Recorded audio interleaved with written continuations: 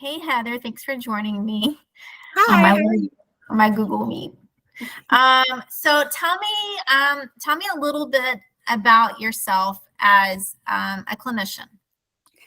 I have been a therapist for several years now. I actually got my master's degree in 2020. So I've been working with clients for about 4 years. So I've worked in all kinds of settings from an inpatient treatment hospital to private practice.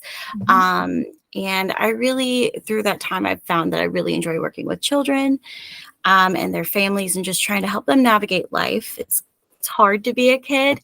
especially if we're struggling with anxiety or depression or anything like that. So that's the population I like to work with. Okay.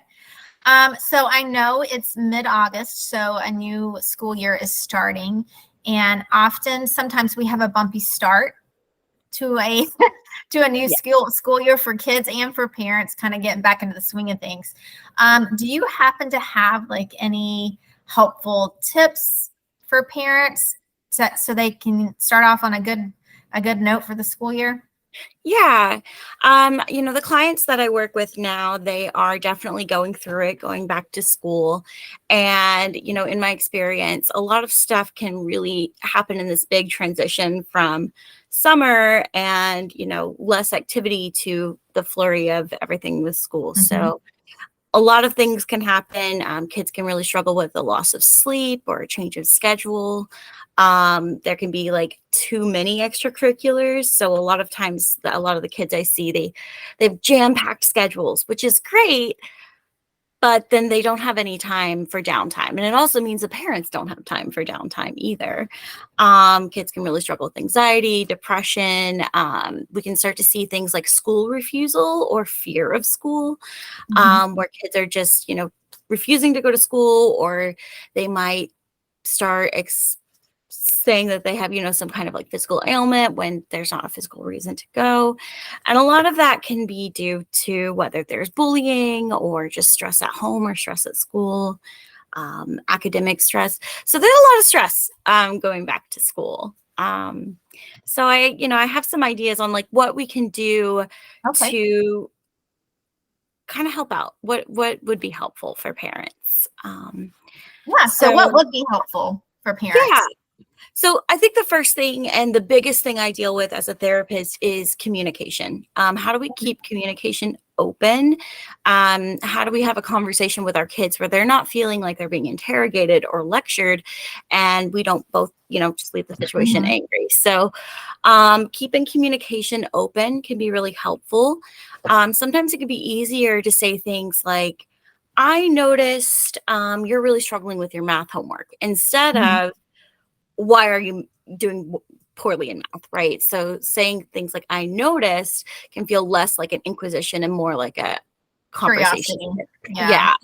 Yeah. And then another thing that's really important for parents and that comes up a lot is active listening. So if your kid is coming to you and talking about, what's bothering them, making sure that you're focusing on them, you're not multitasking. If you are in the middle of something, saying like, hey, I really want to talk to you about this. Can you give me 2 seconds so I can sit this down or pull over so we can talk? So keeping the communication lines open, that is going to be the most important thing for just a good relationship with your kids. Another thing is prioritizing sleep, making sure that kids have a sturdy schedule, a bedtime routine, that they're in bed without technology at a certain time each night so they can get the rest that they need. Um, and then, building a support system. So whether that looks like your children making sure that they have time to hang out with their friends, or if they're on a team, what does that look like? Or, it can even go as far as having a therapist or having regular check-ins with your doctor. Mhm. Speaking of having checkups with your doctor and then talking about mental health openly, both in the doctor's appointment and outside of it, Mhm. is going to be really, really helpful. There's, some studies that show that a very high majority of kids, I think it's like 1 in 5, have a mental health disorder of some kind. And the problem is that it's really hard to talk about that and open up. So Yeah. If your kids are communicating, encouraging them and validating those thoughts and exploring, Yeah. okay, so you're sharing this, what can we do now? Yeah, I think that's great. And I think it's important. Those regular check-ins just about mental health, like, hey, how are you feeling? What's new? Starting that at an early age so that the routines and like it's just something normally, we have normal conversations around. So Yeah. yeah, I think those are very good, helpful tips. Well, Yeah, thank you. absolutely. Thank you so much. All right.